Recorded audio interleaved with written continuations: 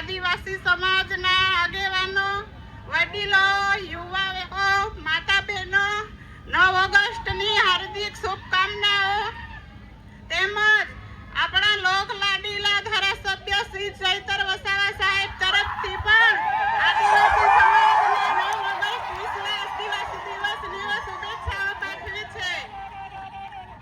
દર વર્ષની જેમ આપણે આ વર્ષે પણ 9મી ઓગસ્ટ વિશ્વ આદિવાસી દિવસ ઉજવીએ છીએ. ત્યારે આપણા આદિવાસી સમાજના રીતિ રિવાજો, રૂઢિઓ, પરંપરાઓ, વાજિંત્રો, પહેરવેશ આપણે આપણા સમાજનું અસ્તિત્વ ટકાવવા માટે આપણે જાળવી રાખવાનું છે. આપણા જંગલો, જમીનો આપણા જ છે, એનો આપણો અધિકાર છે. આદિવાસી સમાજે સંગઠિત અને જાગૃત થવાનું છે. આજે યુવાઓ પણ ઘણી મોટી સંખ્યામાં ઉપસ્થિત છે. ત્યારે હું યુવાઓને કહેવા માંગુ છું કે આપણે વ્યસનથી દૂર રહેવાનું છે અને શિક્ષણમાં પણ ધ્યાન આપવાનું છે. આદિવાસી સમાજમાં શિક્ષણ ઘણું ઓછું છે, એટલે આપણે શિક્ષણ લાવીશું તો જ આપણો આદિવાસી સમાજ આગળ આવશે.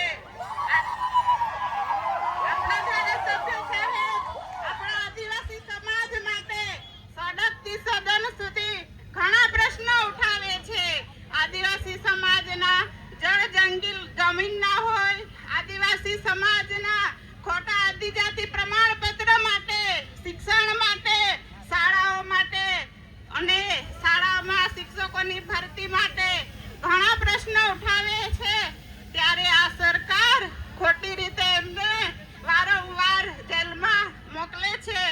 આજે ધારાસભ્યના પત્ની તરીકે મને પણ એમણે 2 વાર જેલમાં મોકલી છે, પણ અમારો આદિવાસી સમાજ એનો પણ બદલો લેશે, ક્યારે માફ નહીં કરે.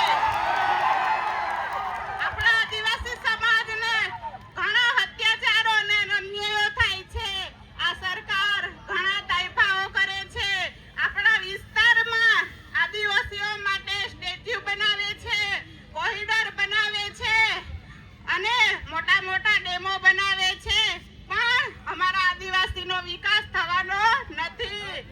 અમારા વિસ્તારમાં જ્યારે તમે ડેમનું પાણી આપો, સારી શાળા આપો, સારા સ્કૂલો આપો, સારી હોસ્પિટલો આપો, સારા કોલેજો આપો અને યુનિવર્સિટી આપશો, ત્યારે અમારો આદિવાસી સમાજ આગળ આવશે અને ત્યારે અમારા આદિવાસી સમાજનો વિકાસ થશે.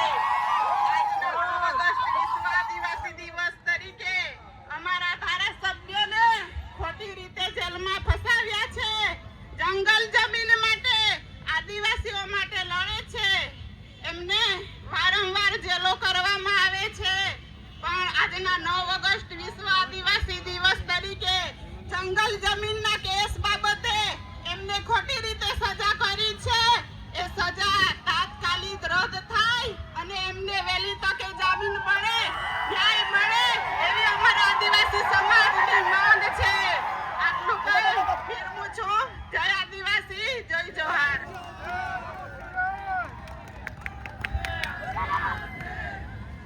શકુંતલાબેનનો ખૂબ ખૂબ આભાર. આપણને જોમમાં લાવી દીધા. શિક્ષણથી માંડી, સમાજથી માંડી, સંસ્કૃતિથી માંડી આપણા હક અધિકાર સુધીની વાત એમણે આપણી સમક્ષ મૂકી છે. ફરી એક વખત તાળીઓના ગડગડાટથી એમનો આભાર માની લઈએ.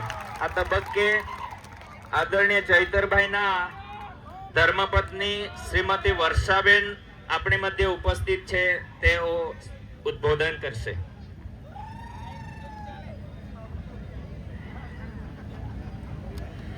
જય આદિવાસી, જય જોહાર.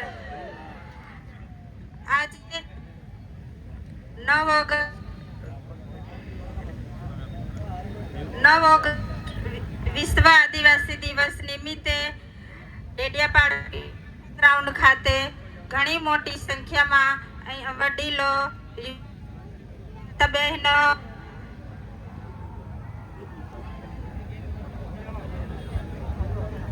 ઘણી મોટી સંખ્યામાં અહીંયા પધાર્યા છો.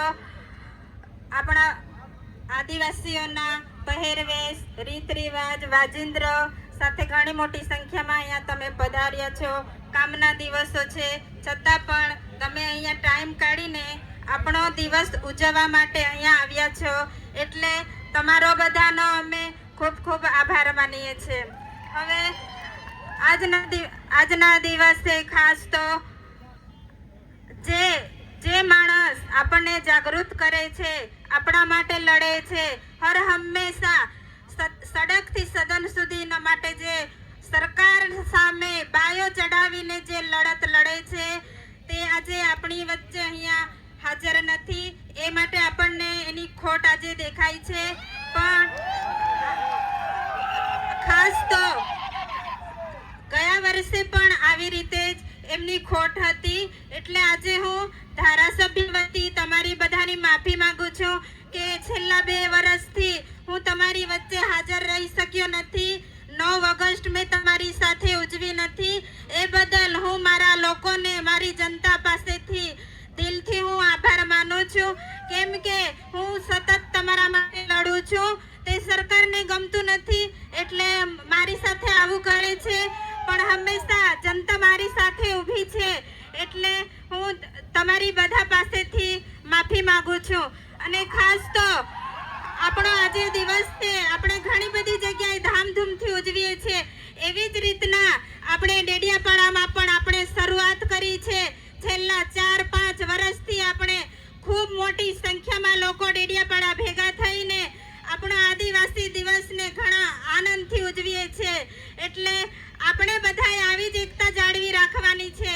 આદિવાસી આ દેશનો મૂળ માલિક છે, એટલે આપણે આદિવાસી દિવસ ઉજવીએ છીએ. કેમ કે પહેલો જળ, જંગલ, જમીન બધું આદિવાસીનું છે. એ આપણે આપણી પાસેથી છીનવવાની કોશિશ કરી રહ્યા છે, એટલે આપણે બધાએ એકતા જાળવવાની છે. આપણે બધાએ સાથે રહીને લડત લડવાની છે.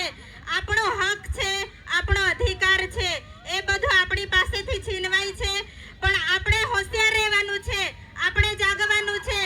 આપણા ધારાસભ્ય આપણને હંમેશા જગાડતા રહે છે કે મારો આદિવાસી સમાજ આગળ વધે, આગળ આવે, ભણતરમાં આગળ આવે, બધી જ લડતો લડે છે. એટલે યુવા મિત્રો, તમે બધા ખાસ સાથ સહકાર આપજો. વડીલ મિત્રોને પણ અમને કહીએ છે, તમે બધા આદિવાસી દિવસ છે એટલે અહીંયા બધા પધાર્યા છો, એટલે તમારો બધાનો અમે ખરા દિલથી આભાર વ્યક્ત કરીએ છીએ.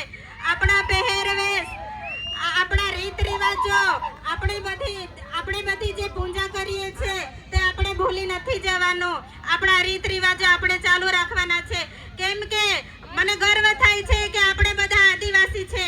આપણો દિવસ ઉજવવામાં આવે છે એટલે આપણને ગર્વ થાય છે. બસ હું એક નારો બોલાવીશ, તમે બધા બોલજો. આદિવાસી એકતા, આદિવાસી એકતા, ઉલ ગુલાન, ઉલ ગુલાન. આભાર. જોરદાર તાળીઓના ગણગડાટથી વર્ષાબેનને આભાર વ્યક્ત કરીએ છીએ. ભલે ચૈતરભાઈ વસાવા જેલમાં હોય અને આમ પણ આપણો ઇતિહાસ બોલી રહ્યો છે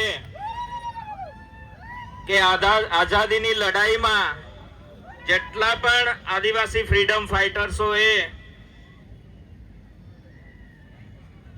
ભાગ ભજવ્યો છે એ તમામ લોકો જેલ વિહોણા રહ્યા નથી.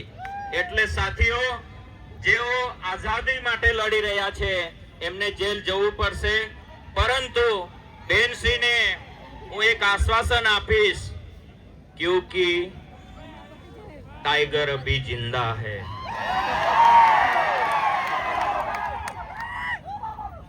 આ તબક્કે